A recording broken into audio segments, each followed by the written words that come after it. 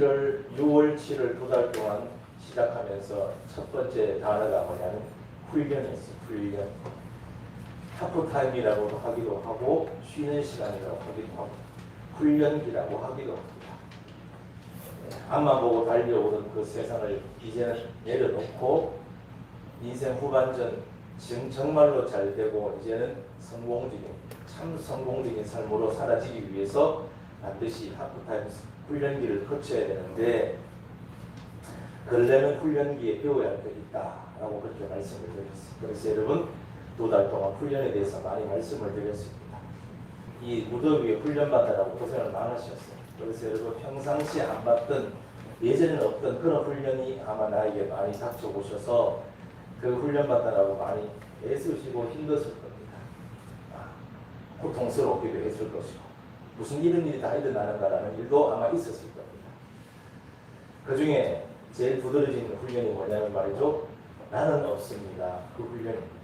길을 써봤자 또 길을 써봤자 잘 안 되는 걸 여러분 경험했을 거예요. 나는 훈련을 받았는데 안 됩니다. 근데 안 되는데 자꾸 되라고 또 막 밀어붙이는 느낌이 드니까 막 과부하 걸리니까 나는 못하겠어요 라고 그렇게 훈련을 나는 받지 않겠다고 할 수도 있습니다. 이해합니다. 예. 그래서 여러분 훈련 끝머리에 너를 빼고 네가 없어야 되고 너는 죽어야 된다라는 얘기를 하면서 그 항상 그럴 때는 우리는 오늘 너무나 찬양을 은혜롭게 잘해 주시는데 이럴 때는 어떻게 해야 됩니까? 죽어지지도 않고 내 죄성도 끊어지지도 않고 이럴 땐 주님을 의지하라. 그래서 항상 여러분 답을 길게 말하지 않고 훈련에 관해서 여러 가지 설명을 많이 하고 답은 짧게 말했습니다. 예수님 부활하셨습니다. 그분을 붙잡으시고 복음을 붙잡으시기 바랍니다. 그래서 요것만 짧게 지나가서 답을 자꾸 놓쳐서 그런데 여러분 주님께서 이미 우리를 위해 죽으시고 부활하신 줄로 믿습니다. 예. 그래서 여러분 일반 종교들은 자기를 내려놓으시오. 스스로 자기를 죽이시오. 그렇게 뭘 하라고 시키는 종교지만 기독교는 그렇지가 않다고 분명히 말씀을 드렸습니다. 기독교는 네가 뭘 하라는 종교가 아니라 이미 주님이 다 해놓으셨어요. 너를 그걸 믿는 종교라고 말씀하는 것이죠. 할렐루야. 여기 우리가 소망이 있고 희망이 있는 거예요. 안 되는 걸 하라고 억지로 밀어붙이고 얼마나 힘들겠습니까? 그죠? 끊어져야 하는 죄성을 끊으려고 얼마나 길을 쓰겠습니까? 그런데도 안 끊어져요. 죄성도 안 끊어지고 나도 안 죽어지고 그러면 나는 영원히 이런 훈련 기간에 머물러가 뺑뺑이를 돌아야 됩니까? 라고 말할 때 주님께서 우리에게 기쁜 소식을 전해주셨어요. 너희 스스로 너희 자아를 죽일 필요가 없다. 죽이라면서요. 죽어야 된다면서요. 이미 내가 너희 자아를 위해 대신 죽었다라고 말씀하십니다. 그래서 그것을 그렇습니까? 아멘 하고 나의 주 나의 하나님으로 예수님을 믿는 순간 주님의 나에 성령 오셔서 연합됨으로 나는 이미 죽고 없어진 줄로 믿습니다. 내 자아를 죽일 필요가 없고 죽은 것을 믿는 거예요. 그래서 여러분 일반 종교는 뭘 하라 그러지만 기독교 특별히 예수님은 복음을 전했어요. 내가 다 해놓았으니 너는 믿으라 그랬어요. 여러분은 하시겠습니까? 믿겠습니까? 믿겠습니다. 아멘. 그래요 여러분 하는 건 힘들어요. 훈련이 왜 힘든 줄 아세요? 하려고 하니까 힘든 거고 내 힘으로 내 의지로 뭔가를 하려고 했으니까 힘든 거예요. 근데 안 되니까 또 막 화가 나는 거예요. 힘이 들고 그 율법이고 그리고 일반 종교입니다. 주님께서 오셨어요. 내가 너를 위해 이미 다 이루어 놓았다. 네가 안 죽어지지. 내가 대신 죽었다. 그걸 네가 믿게 되면 너희 옛사람이 너희 속에서 사라지게 된 것이다. 그러면 네가 그걸 믿게 되면 놀랍게 변화되는 모습, 이미 죽어있는 나를 보게 되며 이제는 죄도 끊어지고 이제는 내 속사람도 죽었음을 발견하게 되고 내가 이렇게 자유를 얻게 되었구나 하고 이제 알게 되는 것이죠. 이게 얼마나 큰 복음인지 몰라요. 복음은 그야말로 기쁜 소식 아니겠어요? 하라는 게 아니라 해놓았으니 너는 믿으라라고 말합니다. 주님께서 다 이루신 줄로 믿습니다. 다 이루었다 말이죠. 다 이루었다. 어디 써요? 십자가에서 다 내가 이루어 놓았다. 그래서 이럴 땐 누구를 의지하나 주님밖에 없습니다. 나는 그 길을 갈 수 없고 나는 그 일을 할 수 없지만 주님이 대신 가고 주님이 다 이루어 놓으신 줄로 믿습니다. 믿는 게 우리 기쁨이요 복음이요. 그러면 여러분 다 되어지는 걸 어느 날 내 삶에서 보게 될 겁니다. 다시 한번 말씀드립니다. 자아를 죽이려고 애쓰는 게 아니라 이미 주님이 죽으시고 이루어 놓으신 것을 믿으시길 축원합니다.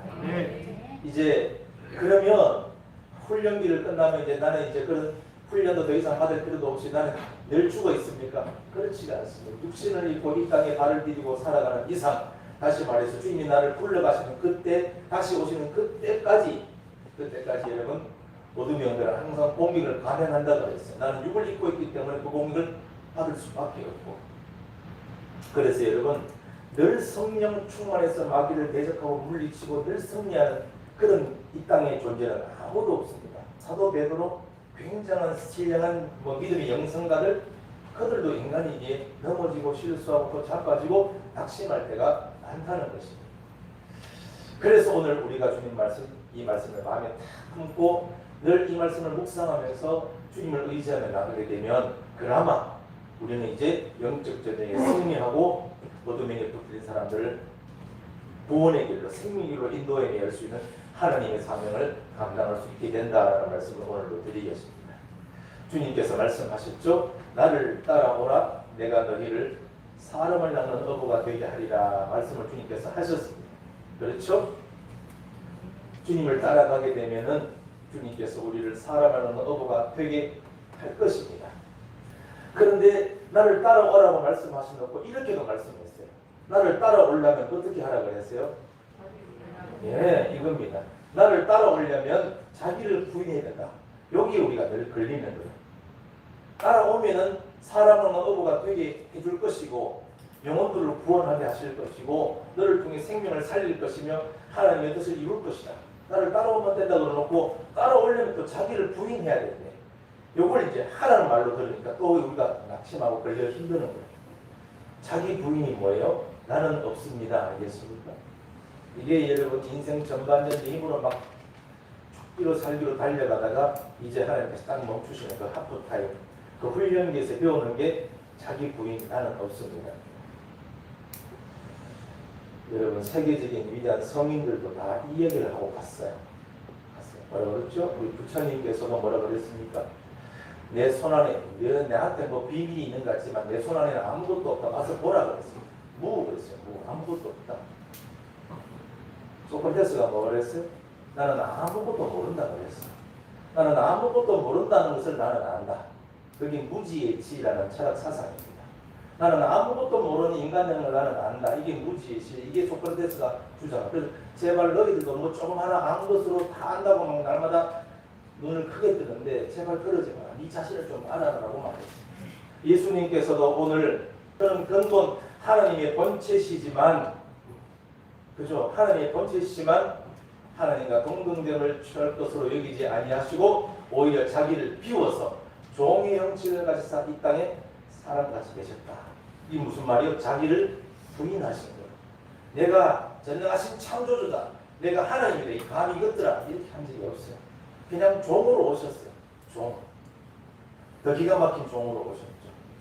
생명을 던져버리고 피를 뿌리로 기가 막힌 종 아니겠어요?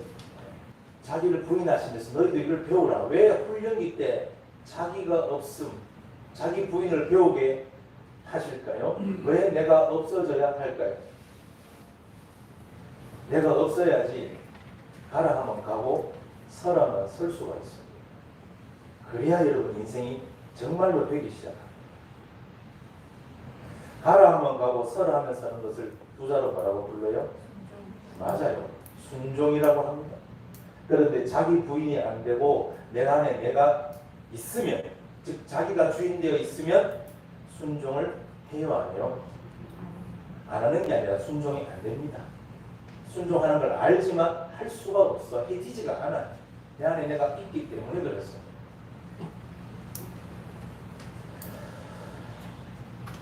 훈련받느라고 2달 동안 너무 고생하셨습니다. 본의 아니게 목사가 좀 세게 말하고 훈련 마지막 빛을 올린다고 막 갖다가 밀어붙였더니 여러분 많이 애쓰고 많이 힘드셨죠. 나보고 어떡하라는 거예요. 매우 미안하게 생각합니다.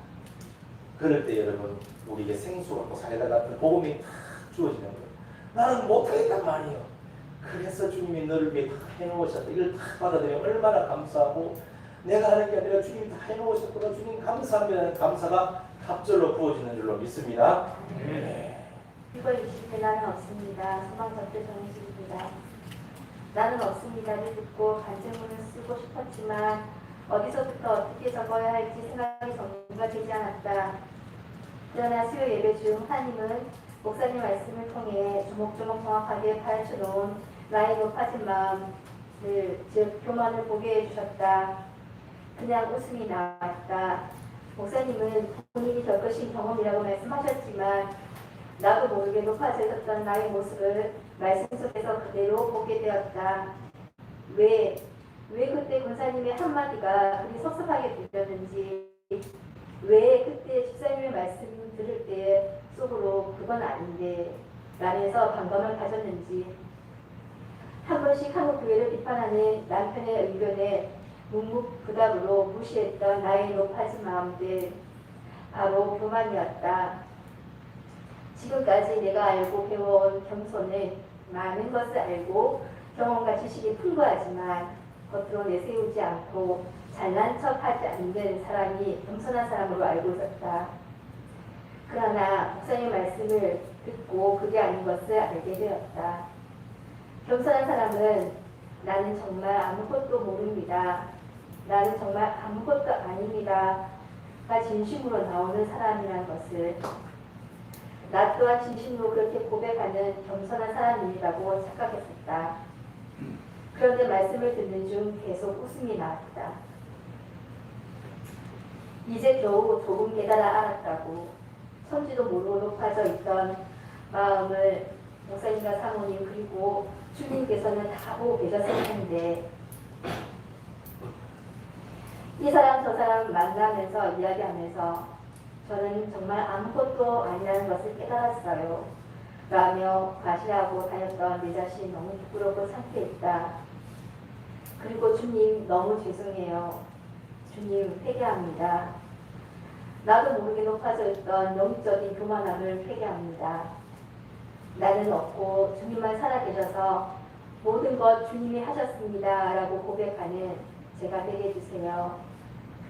한 영혼 한 영혼을 귀하게 여기고 사랑하는 일꾼, 내 안에 남아있는 내가 주님으로 인해 온전히 죽어 진정으로 아무것도 아닌 겸손한 사람이 되게 해주세요.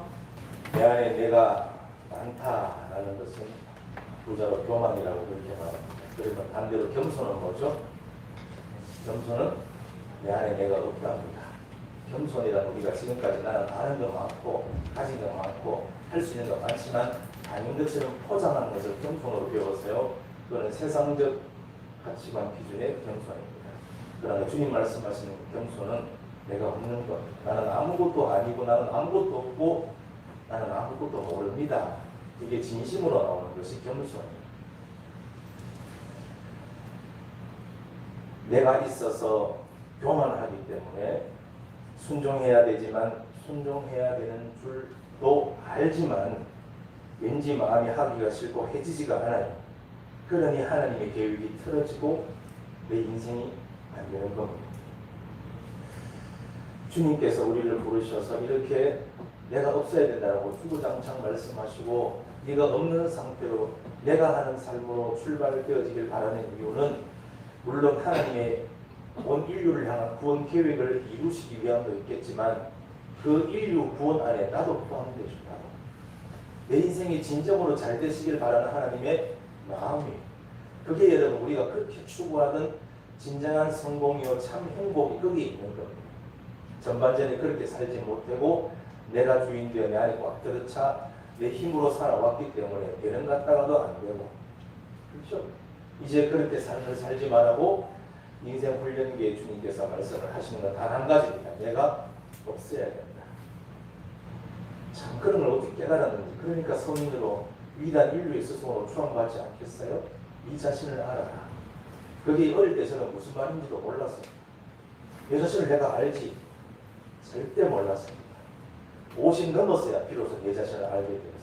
내가 아무것도 아닌 인간이구나. 하나님의 계획이 뭐라 그랬어요? 인류 구원입니다. 다시 말씀드리지만 그 인류 구원, 세계 복음화 인류 구원 속에는 나도 있다 그랬어요. 나도 너도 가난과 질병과 불행의 고통에서 구원받아야 되지 않겠습니까?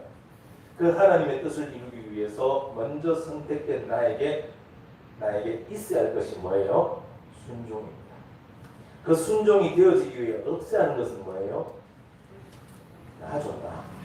쉽게 말해서 내가 없어야 비로소 내가 구원받습니다. 더 나아가서 내가 없으면 그 나를 통해서 다른 사람도 구원의 역사가 일어나는 것을 여러분 점점 앞으로 사명에서 보게 될 줄로 믿습니다. 그래서 예수님께서 나를 따라오려거든 자기를 부인하라고 말씀하시는 거예요. 그런데 훈련기에서 제가 막 밀어붙였더니 여러분 기억나시죠? 자기 부인이 됩니까 안 됩니까? 안 되죠. 자기 부인 됐는 것 같고 힘 다 빠졌는 것 같고 나는 죽었는 것 같고 어느가 벌떡 살아나는 거 보면서 이게 도대체 뭔가 나는 왜 이런가라는 그런 내 모습을 보게 될 거예요. 자기 부인을 자기가 하려고 그러면 안 될 수밖에 없는 이치를 여러분 이제 아셨을 거예요. 자기 성질머리 내 스스로 죽일 수 없죠. 어려운 게 아니라 아예 불가능합니다. 내가 나를 죽인다는 것은. 베드로가 펄펄 살아서 다른 제자들을 무시하며 한껏 높아져 있을 때 예수님은 베드로를 다 보고 있었습니다. 뭘 보고 있었어요? 베드로 안에 얼마나 베드로가 꽉 들어차 있는지를 다 보고 있었고 예수님은 다 알고 계셨어요. 뭘 알고 계셨어요? 베드로가 그런 자신을 전혀 모르고 있다는 것을. 저대로 가다가는 사망이 이르겠구나라는 것을 주님은 다 알고 계셨어요. 그래서 예수님이 뭐라고 그랬습니까? 자기를 죽이라 하신 게 아니라 뭐 하셨어요? 자기가 죽어버렸어요. 아무 말도 안 하시고 십자가로 묵묵히 걸어다녀가서 펄펄 살아있는 그 베드로를 대신해서 온갖 수모와 욕을 다 당하시고 죽어버리셨어요. 이게 주님이 하신 일입니다. 시작. 사람의 모양으로 나타나사 자기를 낮추시고 죽기까지 복종하셨으니 곧 십자가에 죽으십니다. 할렐루야. 그래서 베드로가 뭐가 됐어요? 장차라는 말이 실감이 여기 실제가 돼요. 개바가 비로소 된 겁니다. 주님께서 장차 개바가 언제 했습니까? 베드로를 처음 만났을 때 베드로를 다짜고짜 모시고 선포하신 거예요. 베드로가 꽉 차 있는 그 베드로 보고 장차는 개바가 되게 하리라 말씀하셨습니다. 여러분 개바 하면 뭐가 떠오르십니까? 40년 된 성전 미문의 장애인을 성령의 능력으로 일으킨 능력이 좀 한 번 설교로 3,000명 회개시키는 그런 명설교가 그렇게 모인 초대 예루살렘 교회의 탁월한 리더십 뭐 그런 이미지가 개바하면 떠오르십니까? 개바 초대교회 반석할 때 그런 것만 떠오른다면 여러분 그거 다 내려놓으셔야 됩니다. 그것도 말씀드렸습니다. 개바는 어떤 존재라고요? 베드로가 없는 존재가 개바라고 말씀을 드렸죠. 그 안에 오직 예수 그리스도만 주인으로 자장해 계신 분이 바로 개바인 줄로 믿습니다. 베드로가 죽고 없기 때문에 비로소 주께서 마음껏 역사하셔서 성전 미문의 장애인 병자가 일어나게 하시고 내가 죽고 베드로가 없어졌기에 3,000명 회개하는 기적이 일어나는 그런 주님의 그런 개바가 된 줄로 믿습니다. 내가 없으면 비로소 역사가 일어나고 주님께서 기적을 베푸시는 거예요. 살아있는 나 그를 죽이기 위해 주님 직접 죽으시고 그리고 부활하셔서 그 안에 주인으로 좌정하시면 그때부터 나는 없고 내 안에 주님이 하시기 그때부터 신기하게 하나님의 역사가 일어나기 시작한다는 거예요. 그럼 언제부터 내 삶에 기적을 볼 것이고 주님이 역사를 경험하게 될 것이냐? 내가 없을 때. 베드로가 베드로로 남아서 뭘 한 게 아무것도 없어요. 그렇죠? 굳이 뭘 한 걸 들려면 내 힘으로 뭘 자꾸 하려다가 실수하고 다른 동료들 폄훼하면서 자기를 높인 것 그래서 주님의 자꾸 일을 앞을 가로막은 그 베드로밖에 없습니다. 그런 베드로 어느 날 죽었습니다. 언제 죽었습니까? 내 힘으로는 아무것도 못한다는 것을 알았습니다. 큰 소리치는 내 결심 하나 지키지 못하고 내 성질 하나도 못 죽이고 그 죄성 하나도 끊지 못하는 그래서 나는 아무것도 아니라는 걸 알았을 때입니다. 그럼에도 내가 무엇이나 됐냐 그렇게 설쳤던 그런 나를 위해 온갖 수모를 참으시고 십자가에 죽으신 예수님 그 예수님 앞에 엎드려서 통곡하며 회개했을 바로 그때 베드로는 죽었습니다. 그래서 그들은 이구동성으로 고백하지 않나요? 나의 나 된 것은 하나님의 은혜였습니다. 할렐루야. 여러분의 고백이 바로 그 고백이 할 줄로 믿습니다.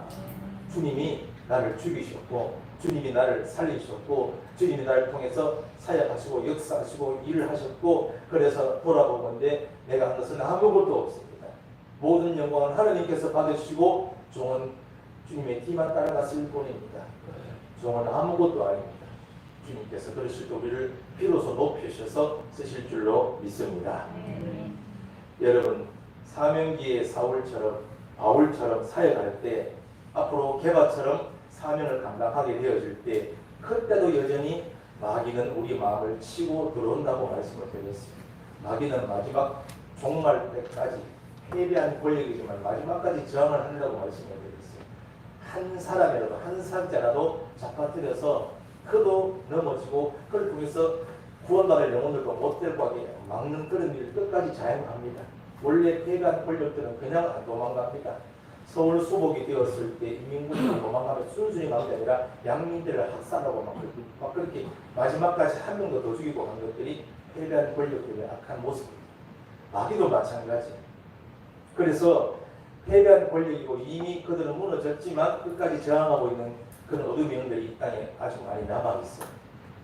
우리가 그 진지를 치고 들어가 영혼들을 살려내고 하나님의 뜻을 이루어가기 위해서 우리가 앞으로 사명을 감당할 텐데 그때도 마귀는 우리를 마음을 치고 들어온다고 그랬어요. 그래서 뭘 지켜내라고 그랬어요? 무릇 지킬 만한 것보다 더욱 이 마음을 지키라. 그때 우리가 마음을 지켜내기 위해서 붙들 말씀하고 오늘 말씀입니다. 오늘 말씀. 시작. 너희 안에 이 마음을 두라 곧 그리스도 예수의 마음이. 아멘. 너희 안에 이 마음을 품으라 곧 그리스도 예수의 마음. 이게 어떤 마음입니까? 앞에 설명 다 했습니다. 상대를 위해 죽고 없어지는 마음이요. 나는 아무것도 아닙니다라는 마음. 여기 진정한 뭐라고요? 겸손이라는 것입니다. 앞으로 사역을 감당하게 될 때에 주님께서 영혼들을 맡기실 때에 이 마음을 놓치지 않으면 됩니다. 저도 순간순간 놓칠 때가 있어요. 목사가 신이 아니고 완벽한 존재가 되지 않은 이상 영화의 구원 단계로 들어가지 않은 이상 몸을 입고 이 땅에 살아가는 이상은 목사도 그리고 위대한 사역자도 넘어진다고 지난 주에 말씀을 드렸죠. 저뿐 아니라 우리 모든 성도들이 앞으로 사역자로 하나님이 일을 감당하실 텐데 그때의 마귀가 치러들 때 날마다 이 말씀을 내 마음속에 붙드시고 그래 벌벌 살아날 때 나를 위해 주님이 죽으셔서 나를 옛사람을 죽이시고 나를 살리셨지 나도 주님 앞에 죽어 하나는 아무것도 아닙니다고 주님 앞에 엎드려 있으면 그때부터 주님이 하시기 때문에 걸릴 게 아무것도 아니려고 하셔야 돼요. 그럼 이렇게 질문하는 분이 계실 거예요. 그러면 예수 믿는다는 이유로 우리는 늘 온갖 수모를 다 참아내야 됩니까? 우리는 날마다 그 앞에 죽어서 그냥 가만히 있어야 됩니까? 그래 해야 됩니다. 그래 못해서 문제다. 내가 발장머리를 고쳐놔야지. 그러면 그때부터 일이 파손하기 시작해. 주님이 하실 일이 없어요. 그냥 우리는 죽어 있어요. 주님이 하시더라고요. 그러면 제가 화병 걸릴 텐데요. 화병 걸린다는 자체가 아직 내 안에 내가 다시 올라온다는 증거입니다. 주님 앞에 나는 아무것도 없습니다. 날마다 주님을 붙잡고 주님을 바라보고 주님을 의지할 때 우리 속에 우리가 없는 상태로 주님이 안에 충만한 상태로 유지가 된다는 것이죠. 예. 나는 그래도 너무 억울한데요. 내가 예전에 하도 방에 온 게 많아가지고 나는 생각만 하고 화가 납니다. 그래서 내가 교회 다녀서 좀 마음 편하라고 그랬더니만도 교회 먼저 나오면 나보고 또 그 앞에 죽으란 말이에요. 내가 어떻게 죽으라는 거예요? 어떻게 나보고 그렇게 말할 수가 있어요? 라고 말씀하시길 10분 이해를 합니다. 얼마나 힘들게 살았는지. 그렇지만 그 방법밖에 없습니다. 그래야 됩니다. 주님이 그래 하셨기 때문에 우리 옛사람이 죽은 거예요. 그래서 우리가 구원받은 거예요. 그 사람도 구원받기 위해서는 우리가 죽어야 돼요.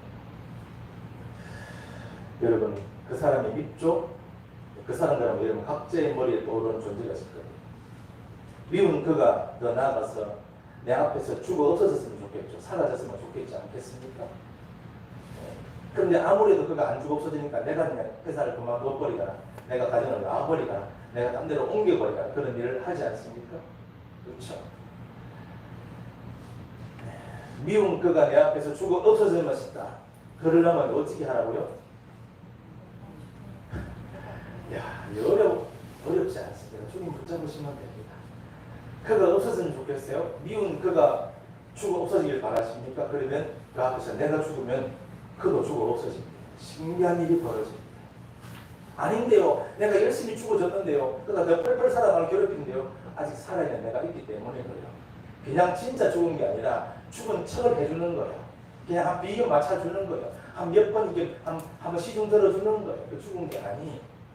왜 그래요? 내가 한 10번까지만 해준다. 그건 죽은 게 아닙니다. 99번까지 해준다. 그 죽은 게 아니에요. 마지막 한 번에 살아나버리면 일은 파풍하다 버립니다. 진짜 죽어 없어지네. 그러면 여러분 나는 계속 99, 100번까지 그렇게 해야 됩니까? 진짜 죽으면 여러분 두세 번도 안 갑니다. 두세 번도 안 간다니까요.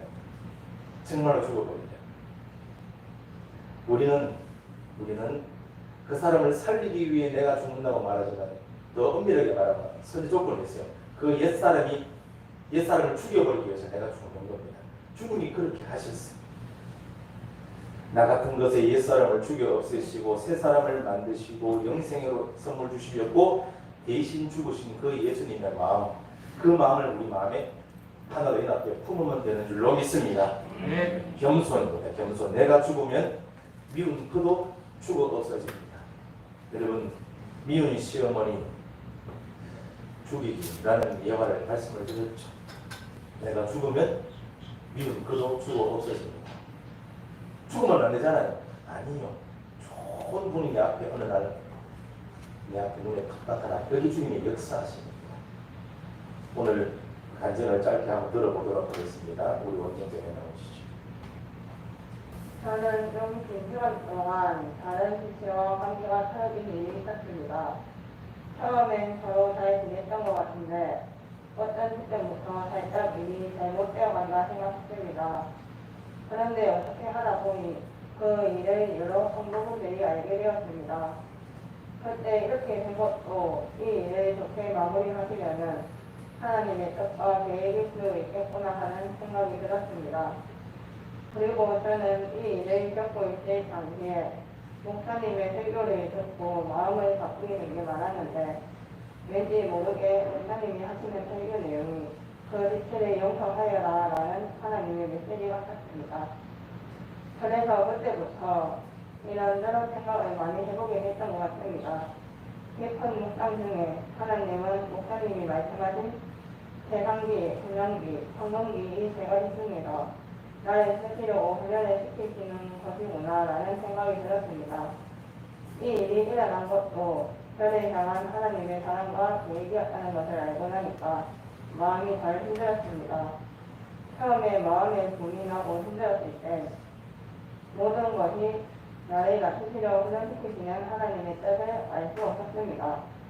그걸 알았다면 이렇게기에 그 지체를 향한 마음의 미움의 마음을 풀지 않고 여기까지 왔었구나 싶은 것은 저에겐 예수님의 사랑이 없었습니다. 예수님의 사랑은 모든 것을 덮어주는 사랑이라고 하시는데 제가 그걸 그 지체에 하지 못한 것이었습니다. 맞습니다. 바로 제 안엔 예수님이 아직 들어오실 공간이 없는 것이었죠. 아직까지 내 안에는 나로 빈틈없이 꽉 채워져 있기 때문에 예수님께서 내가 너에게 들어갈 공간이 없다 라고 하시는 것 같았습니다. 지금 생각해보면 왜 그 지체에 대해 화가 나서 못 견디고 그렇게 용서하지 못했나 하는 마음에 미안한 마음이 많습니다.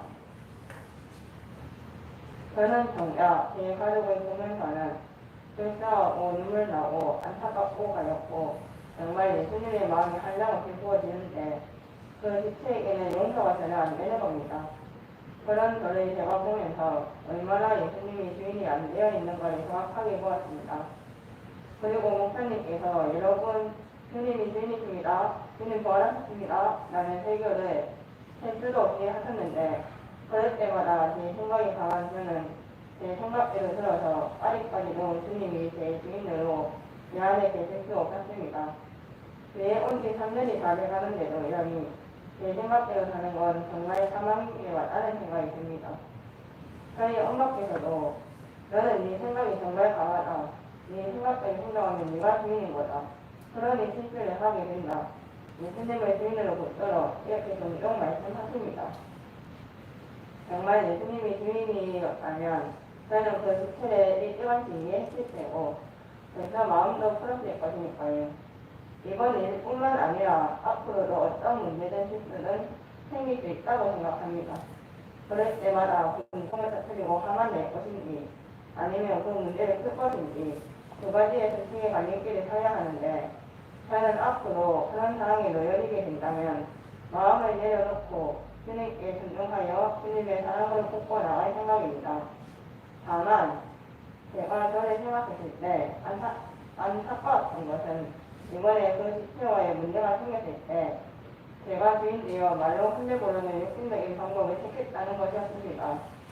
그냥 제가 화가 난다는 이유만으로 그 지체를 보듬어줄 생각을 할 수 없었으니까요. 어떻게 생각하면 언니로서 제가 더 많이 이해하고 챙겨줬어야 할 지체를 말이지요. 교회 가기 싫다라는 생각까지 집에 어느 날 마음이 점점 힘들어질 때 하나님은 목사님의 설교를 통해 내가 주인되어 있는 나를 쓰게 시켜주셨고 그 지체와 그만 화해하기를 바라시는 마음을 주셨습니다. 그 마음에 충족하여 늦은 밤 그 지체의 카톡으로 내가 언니들 입장에서 감사드리도 못하고 나무라기만 해서 미안하다는 사과의 말을 건넸습니다. 그랬더니 그 지체는 제 걱정과 달리 자기가 더 미안하다며 사과를 잘 받아주었고 하나님은 그렇게 저의 훈련기를 성공적으로 마칠 수 있게 해주셨습니다. 내 마음이 높아져 주인되어 있을 땐 절대 하기 싫고 할 수도 없었던 일을 주님을 주인으로 믿고 그 앞에 마음을 낮추니 순종이 되었고 모든 일이 아름답게 해결되어 이제 서로 반갑게 인사하며 모임에 참석하게 되었습니다. 모든 것이 주님의 은혜였습니다. 부활하신 예수님은 나의 주님, 나의 하나님이십니다. 감사합니다.